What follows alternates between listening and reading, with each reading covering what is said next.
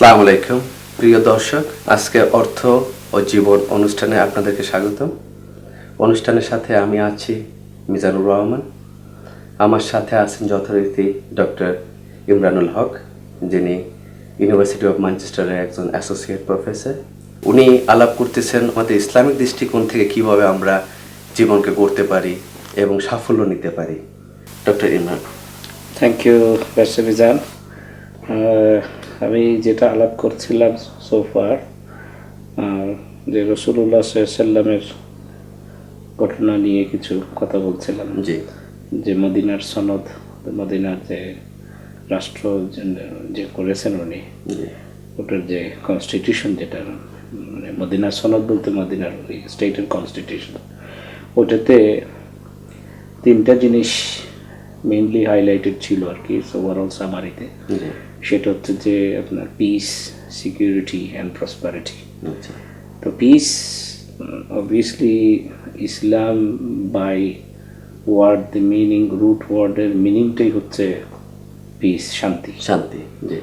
তো মানে যে একটা সমাজে শান্তি থাকলে এবং নিরাপত্তা থাকলে ওই সমাজের লোকগুলা তাদের নিজস্ব অর্থনৈতিক কার্যকলাপ শান্তিমতো করে করতে পারবে এবং নিরাপত্তা অনুভব করলে তারা একটু বেশি করে করার আগ্রহী হবে, যেটা আমরা লাস্ট পর্বে এই জায়গাটা এসে থেমেছি।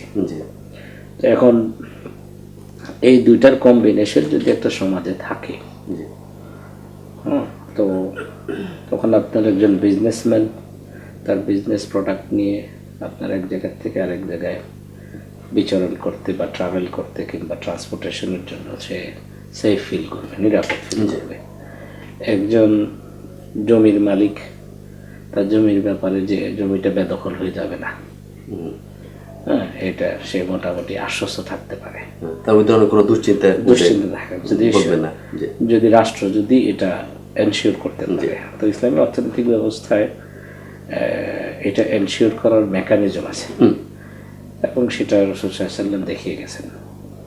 তো যার কারণে যেটা হয়েছে যে এক সময় উনি বলেছিলেন যে একটা সময় আসবে আপনার মহিলারা তো রাত্রে নিরাপদে চলাফেরা করতে পারবে, মানে কোনো ধরনের ভয় তাদের মধ্যে থাকবে না।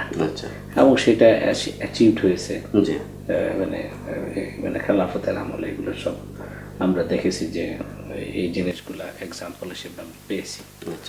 তো একজন ব্যবসায়ী যদি নিরাপত্তা ফিল করে, সে ব্যবসায়িক কার্যক্রম বেশি করে মনোযোগ দিতে পারবে, তাতে করে তার যোগ্যতাও বাড়বে, তার দক্ষতাও বাড়বে, তাতে করে তার প্রফিট ম্যাক্সিমাইজেশনও হবে। ইসলাম আসলে যে বর্তমান যে পুঁজিবাদী অর্থনৈতিক ব্যবস্থাতে যে ফ্রি মার্কেট ইকোনমি বলে আর কি, এইটা ইসলামও সেম কথাই বলে। পার্থক্য হচ্ছে একটা ফান্ডামেন্টাল জায়গার মধ্যে পার্থক্য।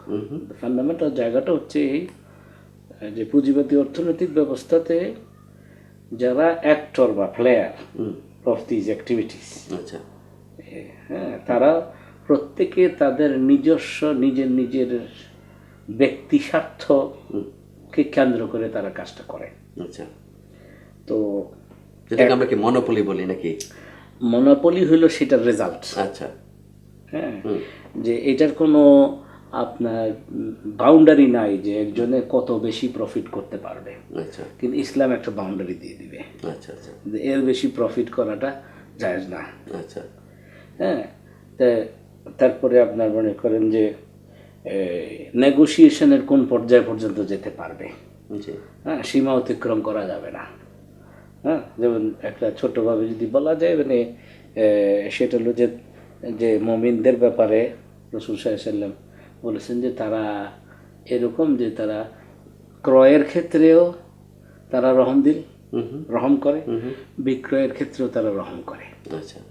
তো তার মানে আপনি যখন বার্গেনিং করতেছেন, আপনি যদি খুব ব্যক্তি স্বার্থে উদ্বুদ্ধ হয়ে যদি বার্গেনিং করেন, সেলফ ইন্টারেস্টে যদি উদ্বুদ্ধ হয়ে বার্গেনিং করেন, তাহলে যেটা দাঁড়ায় যে আপনি কিন্তু অপরজনের স্বার্থের কথা আর আপনার মাথায় নেই।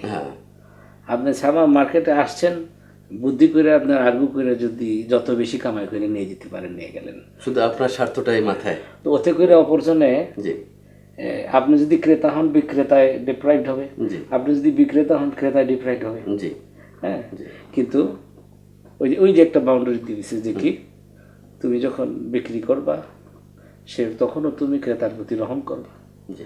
তুমি যখন কিনতে যাবা তখন বিক্রেতার প্রতি রহম করবা।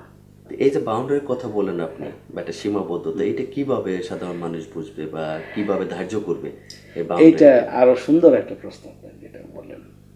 দেখেন, বাউন্ডারি এটা এমন একটা বাউন্ডারি যে এটা কোনো যেমন রাষ্ট্র থেকে ফিক্স করে দেওয়া হইতেছে না, বা অথরিটির থেকে ফিক্স করে দেওয়া হচ্ছে না, আচ্ছা কিংবা রাসূলুল্লাহ সাল্লাল্লাহু আলাইহি ওয়াসাল্লাম ফিক্স করে দেন নাই।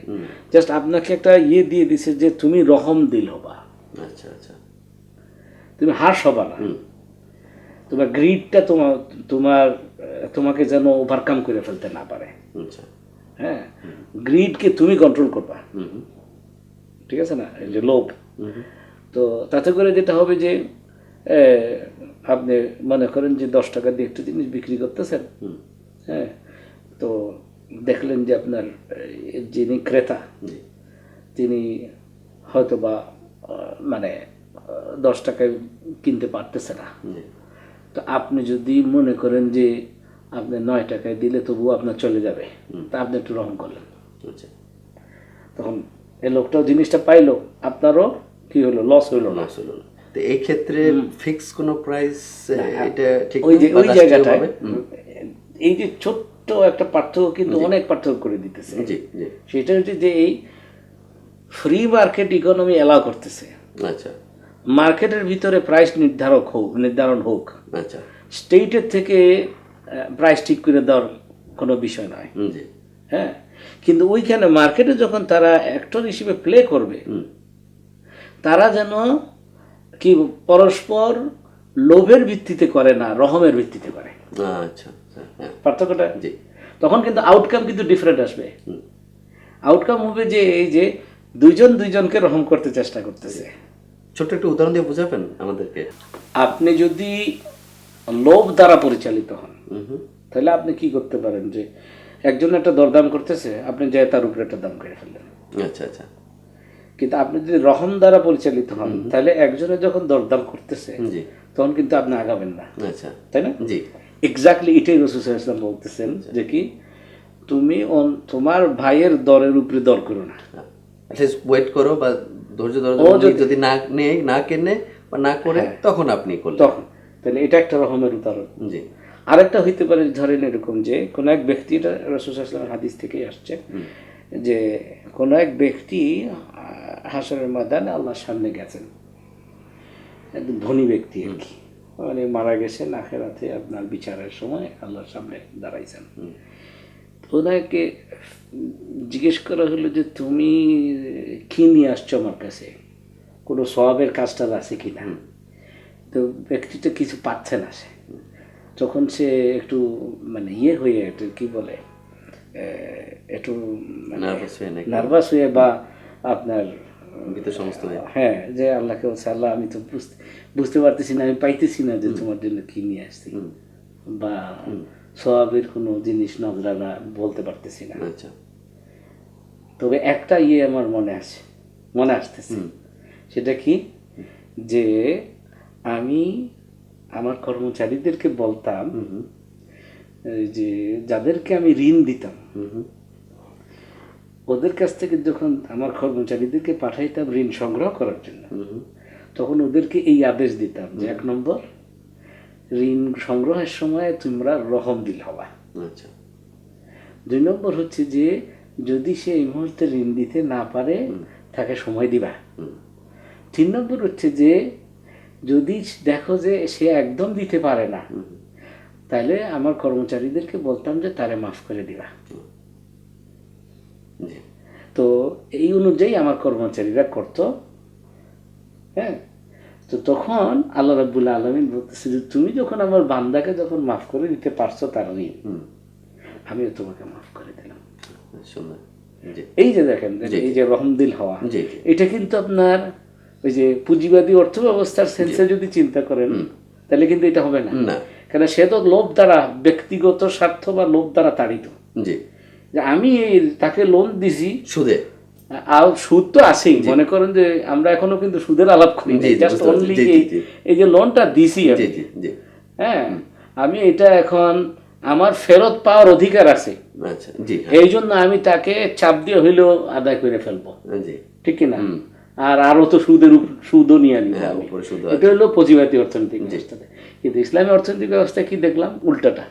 প্রিয় দর্শক, আমরা ছোট্ট একটি বিরতিতে যাচ্ছি, বিরতির পরে আবার ফিরে আসছি। আশা করি আপনারা আমাদের সাথেই থাকবেন। ধন্যবাদ।